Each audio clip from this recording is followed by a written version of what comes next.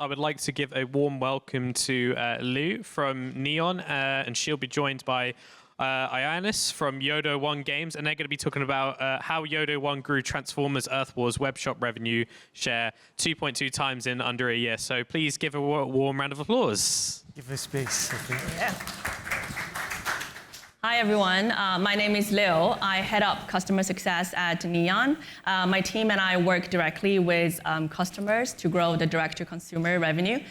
Today, we're going to uncover a very concrete example of how Yodo1's Transformers Wars grew the webshop and the direct-to-consumer revenue and the first-time webshop purchasers by more than 2 times within a year. So today I'm joined by Ioannis, head of games at Yodo1. So Ioannis, please, can you give everyone a quick introduction about yourself and your background, please? Yes, hi everyone. So I'm Yannis, I'm the head of games in Yodo1, managing all our games, all our live and all our upcoming games. Before that, I was a general manager in Space Ape Games. I was managing Transformers Wars for 10 years now, and this is for the first time where we start getting involved in web stores. That was over 3 years ago, the first time we started integrated one. Yeah, and this year is actually Transformers' 10 years anniversary. So yeah, it's a very, very long-standing and successful games. I guess the first question I think the audience would probably benefit is, from your perspective, so what made D2C and the webshop a real priority for Transformers? Yeah, so our game is being one of the older ones, so that comes to that point where it's a bit harder to grow your game. So you have to figure a way how we can have an impact, and what I need to do has to have a return of investment. So it was kind of like we either try to invest on UA or we're going to have to start doing some other ways. And for us, what identified is the best opportunity was if we can get some of our players outside of the game and actually spending on the web store, then we can increase our margin significantly by just taking this 25% that we give to Google and Apple. So we identified that that's going to be the best result that we can have. And we saw that the market at that point was a bit getting around to be advanced. A lot of companies were trying that space, so we thought we would give it a go. Yeah, for sure. I think especially now with UA cost, rising every year, I think trying to squeeze the additional margin for your game is a very, very important factor to consider for games that haven't thought about D2C, yet. I think the second question would be, one of the first decisions we always make with our customers is how do you train those players who are not familiar with D2C to buy versus, the in-game? Right? So how did you guys approach this decision early on when you introduced D2C and the web shop? Yeah, there's been, the talk right before this was about this. We're all trying to figure out how we can, move some of our audience away from the game in order to complete the payments on the web store. So when we started as a company to looking at direct to consumer, we thought our game being a more mid-core with a more established community would be the perfect example to do it, because we can directly talk with our players. We have an active Discord, we have social media, they're engaging there. So this is where we decided, let's go and test on Transformers. And we tried few stuff, over the years. That was before we could directly link from outside. First, you go social push, newsletters. We were trying to do stuff in Discord.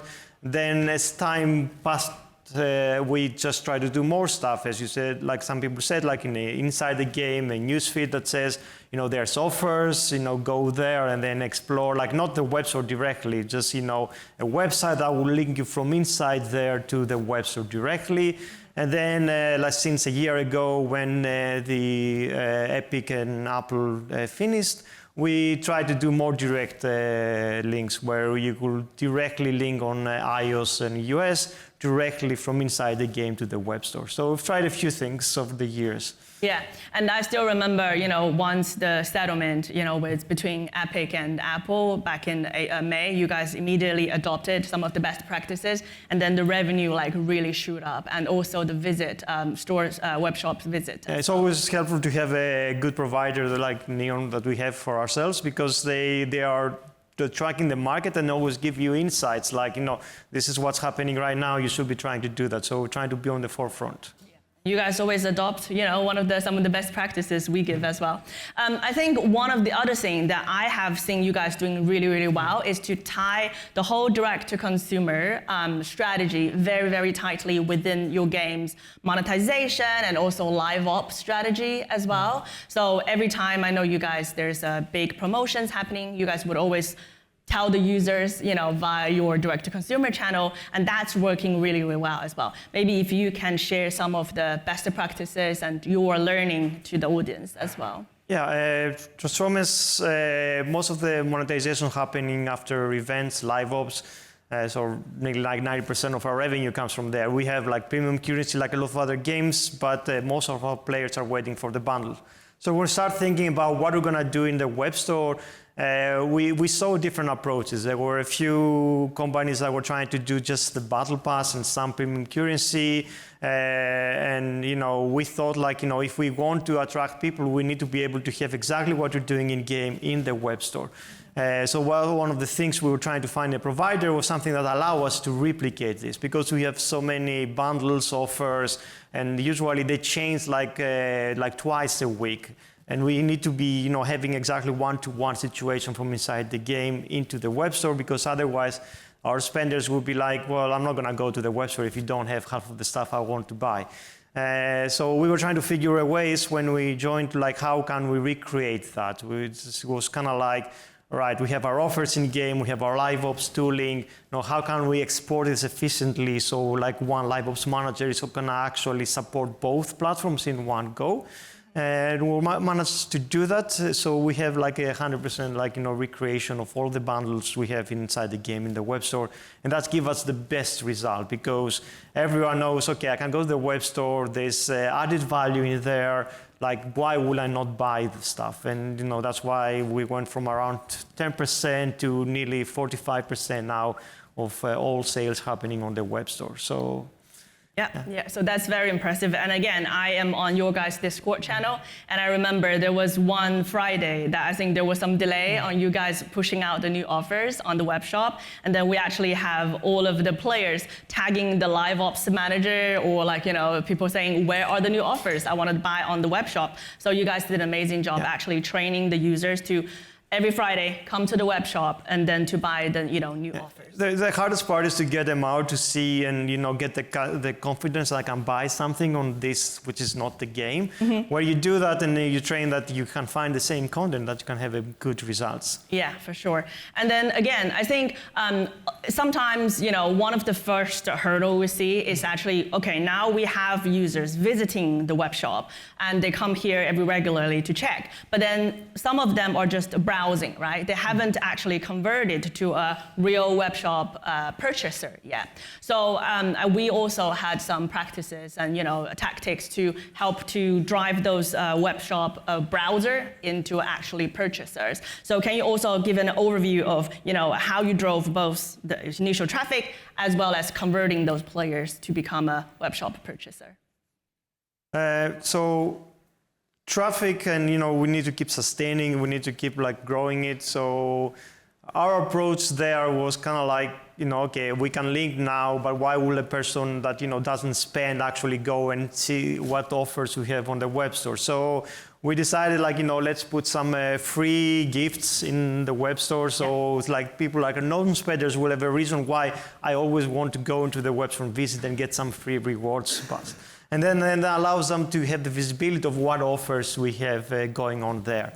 Then we started doing more stuff where you say, okay, we have really low value conversion bundles, more options than you're gonna have inside the game. So because we know we can, okay, if someone gets convinced to buy that, even though they might be spending $2 versus $4 inside the game, we get more of a margin, so it's not going to be a big impact, but they will know the platform, they will know, that they can trust this and actually, start being a habitual spenders.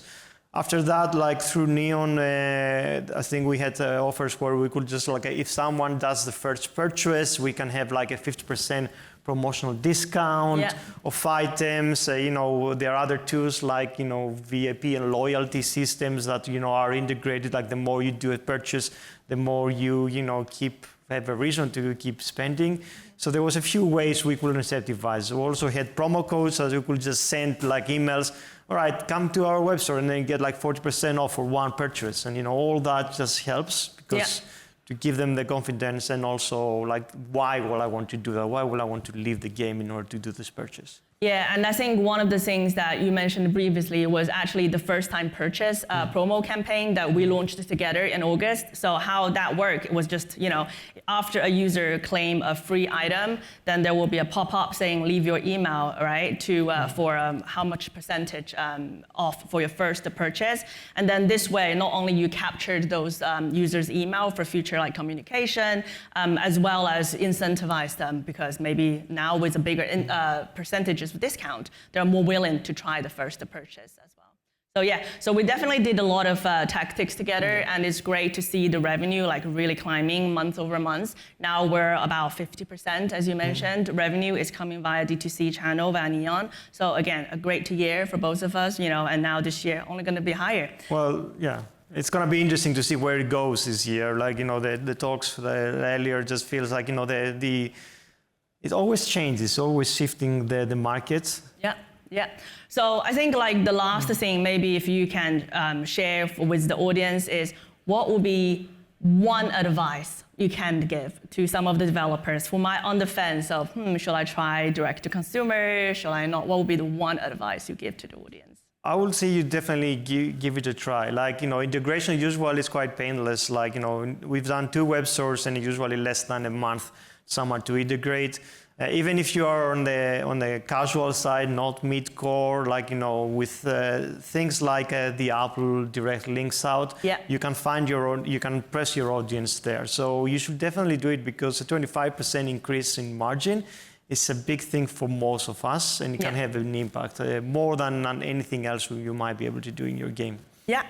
So I think that is all of the content we're going to cover today in our Fireside chat. A big thank you for Ioannis to join us and giving us some great insights. And again, like it's a great success seeing how Transformers grew the webshop revenue by more than 2 times within a year. If you guys have any questions, please feel free to ask. Got plenty of time. I just see a hand. I swear I saw a hand. Don't be shy. There you go. There's one over there. Can we get a microphone? Keep your hand up. Keep your hand up. Can we get a microphone over here, please?